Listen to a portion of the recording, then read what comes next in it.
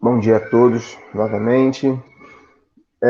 Nós vamos continuar a nossa aula sobre agricultura, que nós já tivemos na aula passada, comentando um pouco sobre o que é agricultura, como que ela surgiu e principalmente os principais tipos de agricultura que você tem no mundo. E a aula de hoje vai ser mais para nós falarmos sobre a agricultura brasileira, que tem um papel fundamental. Fundamental, pessoal. Então, vamos lá. Quando a gente fala sobre agricultura no Brasil, nós precisamos entender um pouquinho do seu processo de formação. Ele teve um papel importante aqui no Brasil, porque a gente precisa entender que o Brasil ele foi inicialmente colonizado, apesar de eu não gostar dessa palavra, mas o Brasil ele teve o seu processo de ocupação feito pelos portugueses inicialmente para a agricultura. Antes mesmo da extração do pau-brasil, foi para a agricultura. Então, o processo de ocupação do território brasileiro pelos portugueses começou com a cana-de-açúcar, o cultivo da cana-de-açúcar. Depois veio a parte do extrativismo, da extração do pau-brasil, mas o papel da agricultura é um papel fundamental. Tá? Tanto que, no contexto de colonização, você só coloniza um lugar quando você cultiva algo. Eu tô rindo que eu aprendi isso daí no filme Perdido em Marte, que o cara fala isso. O cara tá lá em Marte, ele cultiva, ele fala, agora eu sou o colonizador. Mas o que acontece? O processo de colonização aqui no Brasil foi um processo feito não pela população local, mas pelo um Estado, ou seja, um país que chegou e tentou se apropriar, tentou o quê? Retirar as riquezas que nós tínhamos aqui. E uma das riquezas era um vasto território pronto para a agricultura. Bom, é importante a gente entender um pouco sobre isso.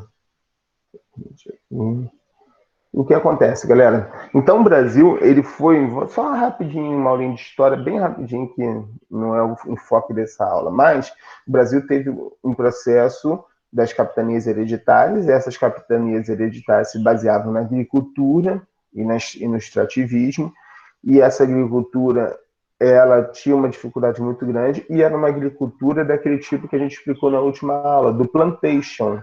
O que é o plantation? São grandes extensões de terras que nós chamamos de latifúndios.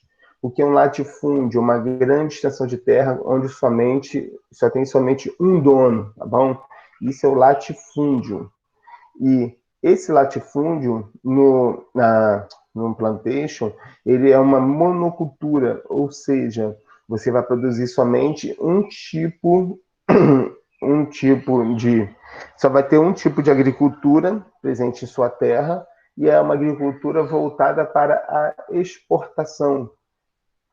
E naquele momento você tinha uma grande quantidade de mão de obra. Naquele momento uma mão de obra escrava. Vamos lá, gente, eu estou em 1700, 1600, 1700.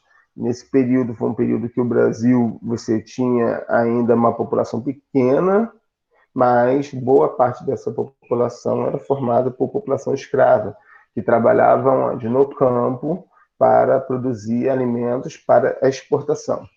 Isso aqui no Brasil vai ter um papel fundamental. Depois a cana-de-açúcar vai cair e tal, e nós já sabemos dessa história, até vir o processo do café, já no século XIX.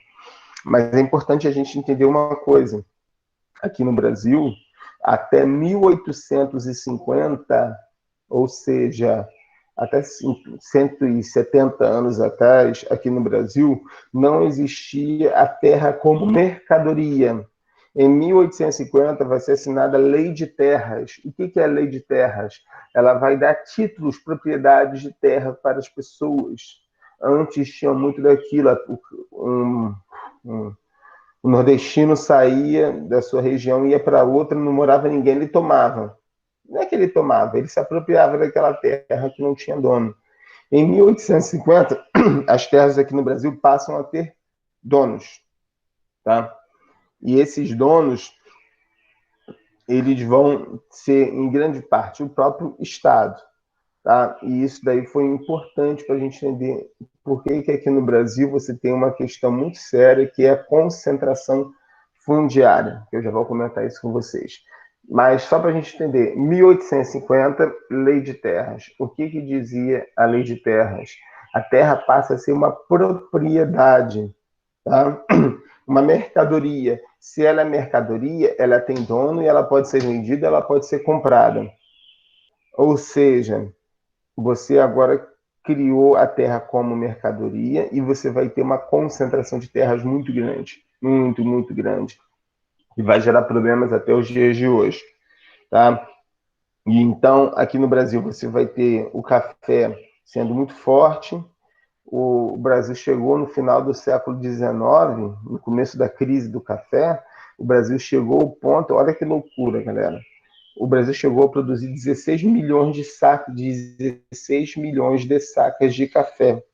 E o mundo inteiro, para abastecer o mundo inteiro, precisava de 15 milhões de sacas de café. Ou seja, a quantidade de café que o Brasil produziu foi tão grande, mas tão grande, que era mais do que necessitava o mundo inteiro. Tá? Por que isso? Porque foi um período onde o café ele passou a ser exportado para o mundo inteiro e o Brasil produziu mais do que o seu consumo. Com isso, lei da oferta e da procura, muito produto em oferta, o que acontece com o preço? O preço cai.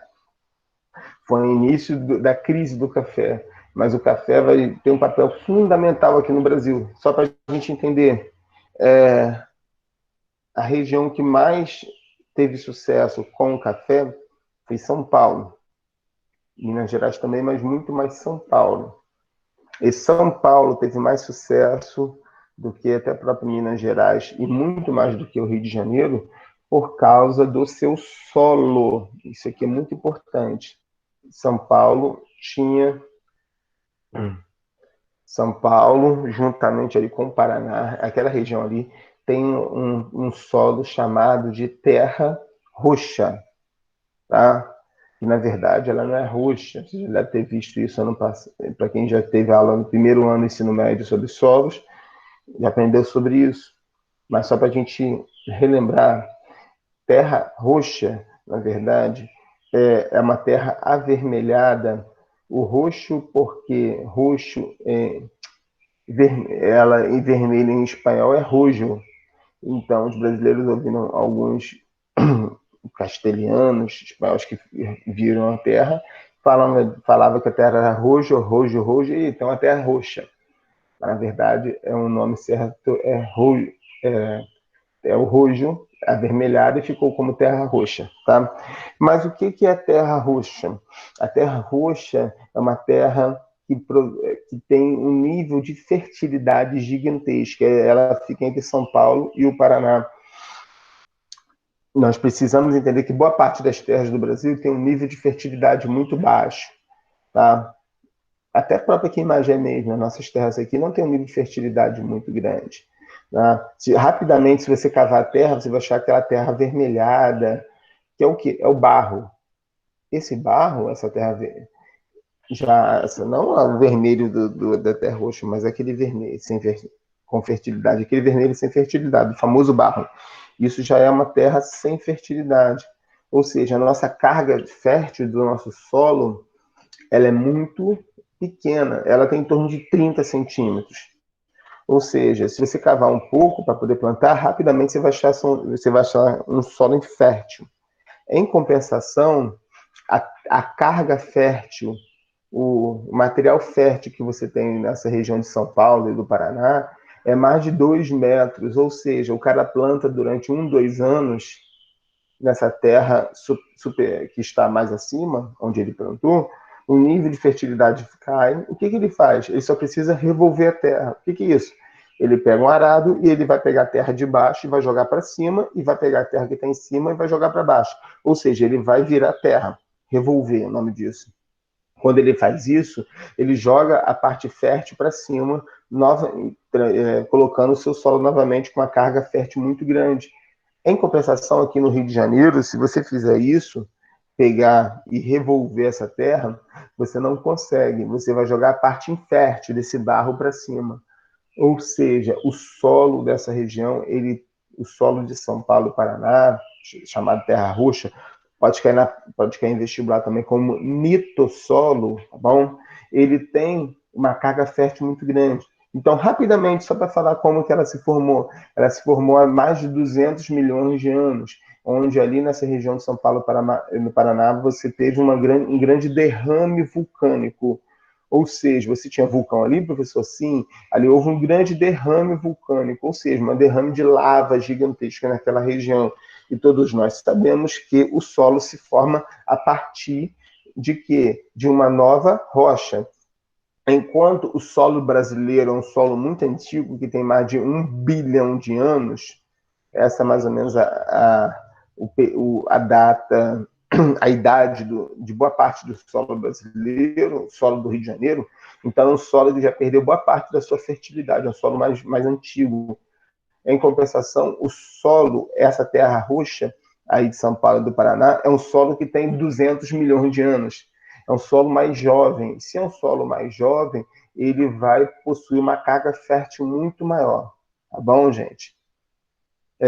Por isso que você vai ver que regiões vulcânicas, sempre aos pés de vulcões, você tem uma agricultura muito próspera. Por quê? De novo, é um solo jovem. Solo jovem há uma tendência de ele ter uma carga fértil muito maior. Tá bom? Eu expliquei sobre isso, então vamos lá. E só para a gente entender um pouquinho como que aqui no Brasil teve... vamos lá, época do café ainda. Aqui no Brasil, você vai ter as grandes concentrações fundiárias. O que são concentrações fundiárias, professor? São concentrações de terras na mão de poucos. Isso aí no Brasil já teve desde o processo de capitania hereditária. Tá? Essas capitanias hereditárias já começou a concentração fundiária. Poucas pessoas tinham terras do tamanho de estados. Vou dar só para dar um exemplo. Se você pensar no Nordeste brasileiro, ele é picotado por pequenos estados, ou seja, Sergipe, Alagoas, Paraíba, Pernambuco, Rio Grande do Norte, e por aí vai. São estados de pequeno tamanho. Por que isso? Isso aí se deve desde o processo lá das capitanias hereditárias, onde você tinha aquela figura daquele cara que comandava essa terra. Vamos dizer que esses estados seriam quase grandes fazendas, que acabaram de tão grande que elas eram, viraram estados.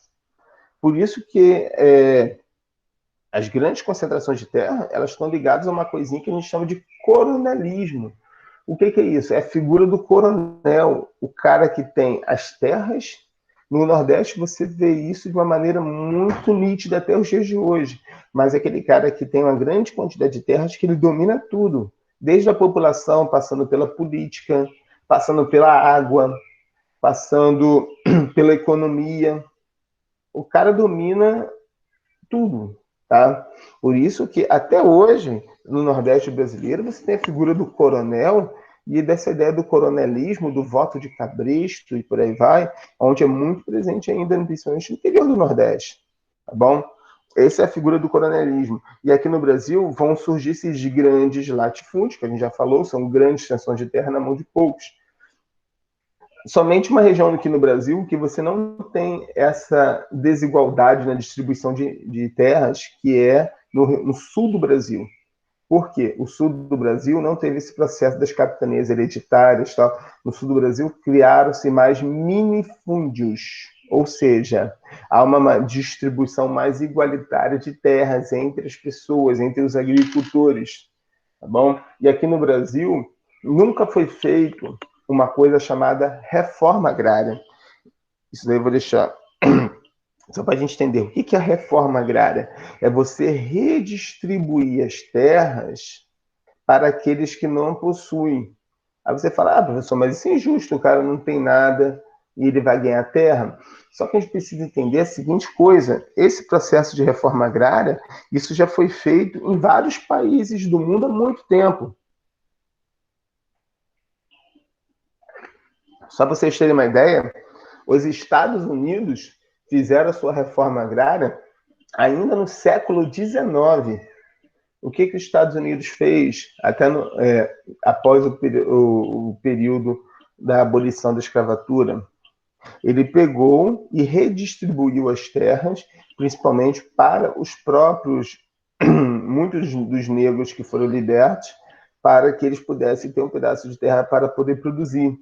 Isso é muito importante para o país. Por quê? Aqui no Brasil você tem uma quantidade de terra improdutiva muito grande. O que é terra improdutiva? É aquela terra que está parada, aquela terra que não tem utilidade. Existe uma coisa chamada função social da terra. Ou seja, está lá nas leis brasileiras, a terra tem uma função social, ou ela é feita para habitação, para consumo, ou ela é feita para agricultura. Ela tem que produzir alguma coisa, essa terra. Se você deixa essa terra parada, o Estado, existe um órgão brasileiro chamado INCRA, que vê essa questão da reforma agrária, ele pode desapropriar a sua terra. Para quê? Para produzir novamente a reforma agrária. Aqui no Brasil você tem, eu vou deixar isso mais para as próximas aulas, a gente vai falar um pouquinho do MST, dessa luta da reforma agrária, mas aqui no Brasil essa questão é muito séria e nunca foi resolvida. Só para a gente relembrar, nos Estados Unidos eles resolveram a questão da reforma agrária ainda no século XIX, e o Brasil já estamos no século XXI, e você ainda tem uma concentração fundiária gigantesca, tá, galera? Então, só para a gente comparar aqui na imagem, aqui no Brasil, até 1950, a principal atividade econômica do Brasil foi a agricultura, tá? E a partir da década de 50, principalmente o governo Getúlio, muito mais Juscelino Kubitschek, a agricultura vai aos poucos perdendo um pouco do espaço, porque a indústria vai ganhando muita força, mas a partir do século a partir do século XXI, a agricultura ela vai novamente crescer, principalmente com a agricultura moderna. Por quê? Porque aqui no Brasil você vai passar a ter um ganho de produtividade muito grande. Tá? Isso vai vir com uma coisa que nós vamos falar na próxima aula, chamada Revolução Verde. Tá bom? Que vai ser uma revolução na agricultura, que vai aumentar muito a produtividade. Pensa só, você antes, em 1 hectare, em um hectare de plantando algodão, o que é 1 hectare? São 100 metros por 100 metros. Olha aqui na imagem. Você conseguia produzir uma tonelada, um pouco mais de 1 tonelada de algodão por ano. Agora, isso em 96, há 10 anos após, você vai produzir quase 3 toneladas, ou seja, a sua produção mais do que dobrou. Isso vale também para o gado, o milho, a soja. Reparem que a produtividade ela teve um ganho muito grande mesmo, e a gente precisa entender por que isso aconteceu. Tá? Você tem que entender um pouquinho sobre a modernidade e como que, hoje em dia, a agricultura ela está muito mais voltada ao setor tecnológico. Tá? Que aqui no Brasil, você tinha uma agricultura antes formada por grandes agricultura mais voltada para o plantation, e nós, após a abolição da escravatura, vamos ver que o plantation não vai ser o melhor modo, porque você gera um custo muito grande de mão de obra, e com o processo de mecanização da agricultura, você consegue aumentar a sua produtividade e diminuir o seu custo, principalmente com a diminuição da mão de obra. Só que isso vai gerar um problema muito sério aqui no Brasil. Por quê? Antes você tinha um plantio de cana-de-açúcar. Você precisava dos boias frias. O que são boias frias? São pessoas que trabalham no cultivo, na colheita da cana-de-açúcar. Agora você não tem mais a presença desse cara. Antes você precisava de 100 trabalhadores para poder cultivar. Agora você não precisa mais de 100, você só precisa de 1. Por quê? Esse 1, ele vai guiar a máquina, ele vai dirigir uma grande máquina, que essa máquina ela consegue colher a cana-de-açúcar, acelerando o trabalho. Em compensação, 99 pessoas perderam o emprego. E essas 99 pessoas que perderam o emprego, muitas delas acabam indo para onde? Para a cidade. Então, a mecanização da agricultura, o processo de modernização da agricultura vai gerar o êxodo rural, vai ter como consequência o êxodo rural. Aqui no Brasil, o êxodo rural é gigantesco.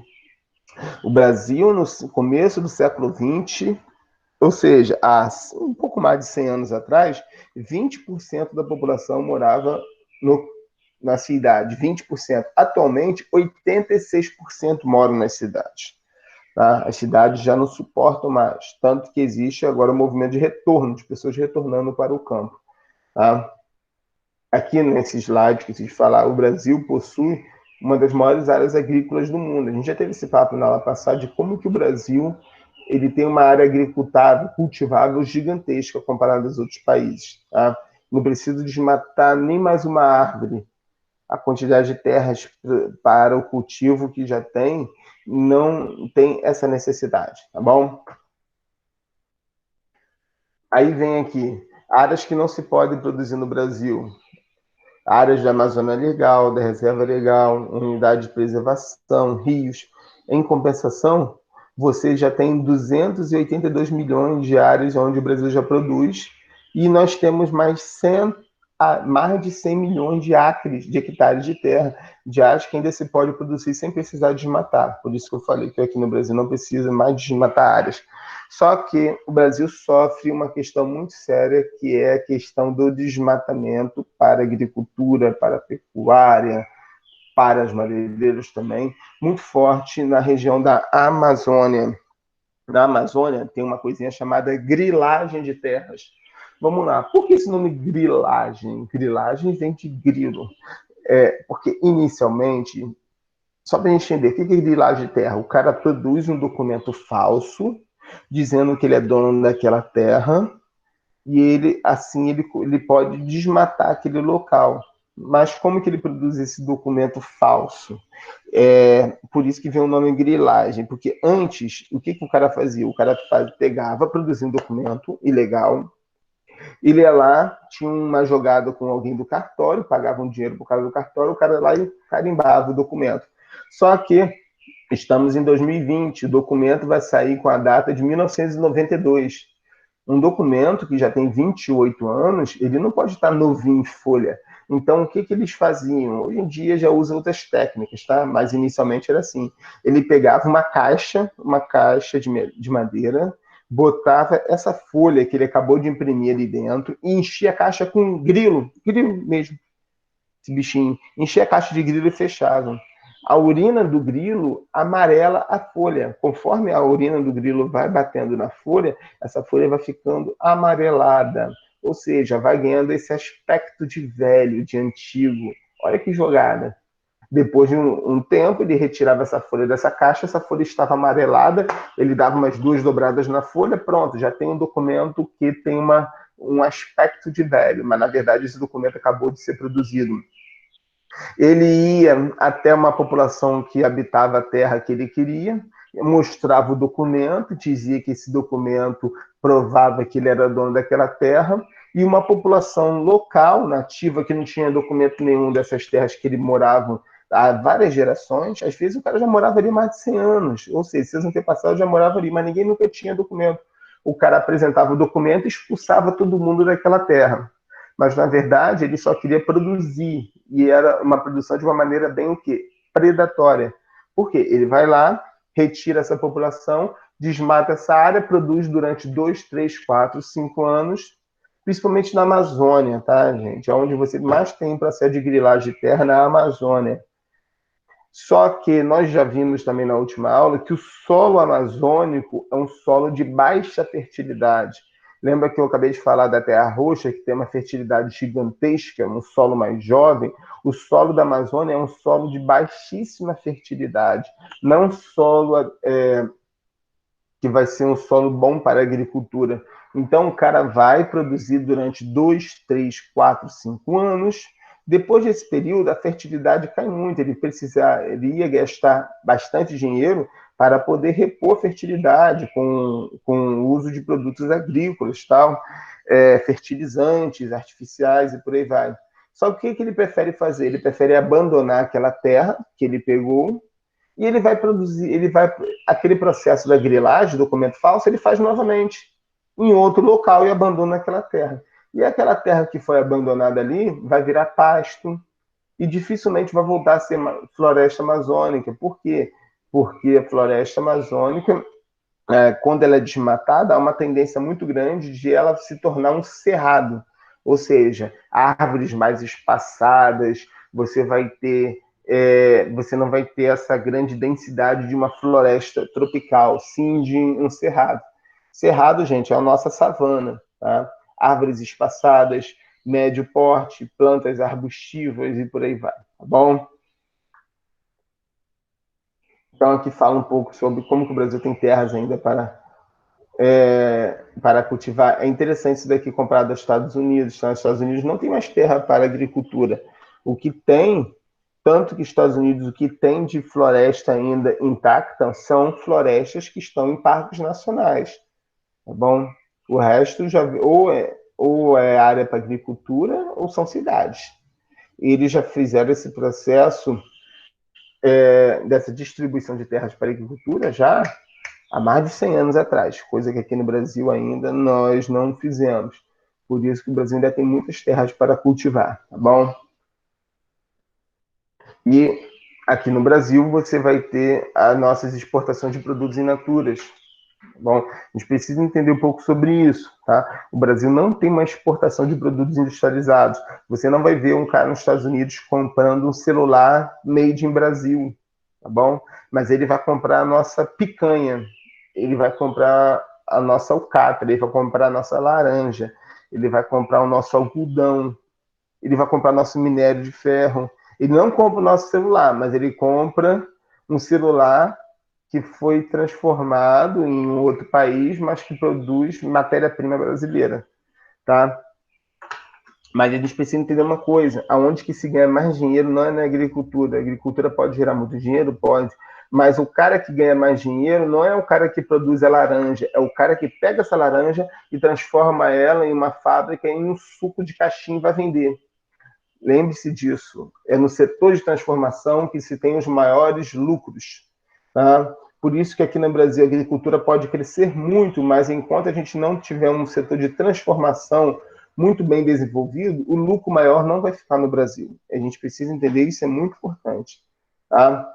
E aqui no Brasil vai gerar uma coisa que é essa agricultura para exportação. O Brasil teve um processo de modernização da agricultura muito grande, tá? E é uma coisa que a gente vai continuar falando na aula que vem. Nós vamos falar sobre como que houve esse processo de transformação da agricultura no Brasil.